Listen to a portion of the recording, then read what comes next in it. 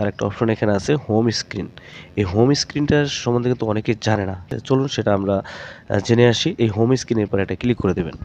Click করার পর আপনার সামনে এরকম একটা ইন্টারফেস চলে আসবে। আসার পরে একদম উপরের দিকে যেটা আছে হোম স্ক্রিন, এখানে যদি এটা ক্লিক করে দেন, ক্লিক করার পর আপনারা দেখতে পারবেন এই যে একটা পপ আপ এখানে দেখতে পারবেন। একটা পপ আপ আছে এখানে। এই পপ আপটা আর এই পপ আপটা লক্ষ্য করলে আপনারা দেখতে পারবেন। তো এটার সিস্টেম হলো প্রথম যেটা আছে ক্লাসিক আর উইথ অ্যাপস ড্র। এই ডিসপ্লে থেকে নিচের থেকে উপরের দিকে সোয়াইপ করবেন, তাহলে কিন্তু আপনার মোবাইলে যেগুলো অ্যাপস আছে সেই অ্যাপসগুলো কিন্তু এখানে চলে আসবে অটোমেটিকলি, ঠিক আছে? তো এটা এখানে দেখাইয়ে দিচ্ছে কিভাবে এটা করতে হয়। এবারে প্রথম স্ক্রিনের মধ্যে সব কিছু আছে, আর দ্বিতীয়টা হলো আপনার নিচের থেকে উপরে সোয়াইপ করলে আপনার মোবাইলে যতগুলো অ্যাপস আছে সেগুলো এখানে অটোমেটিকলি চলে আসবে। যে ম্যানেজ অ্যাপ ক্যাটাগরি, এখানে ক্লিক করে কিন্তু আপনারা জাস্ট ক্যাটাগরি সিলেক্ট করতে পারবেন। তারপর ব্যাকগ্রাউন্ড অটো দেওয়া আছে, অটো আছে, ডার্ক আছে, আপনার যেটা ব্যবহার করতে চান ব্যাকগ্রাউন্ডে, ঠিক আছে? ব্যাকগ্রাউন্ডটা হলো যখন আপনি নিচের থেকে উপরের দিকে সোয়াইপ করবেন তখন এই ব্যাকগ্রাউন্ড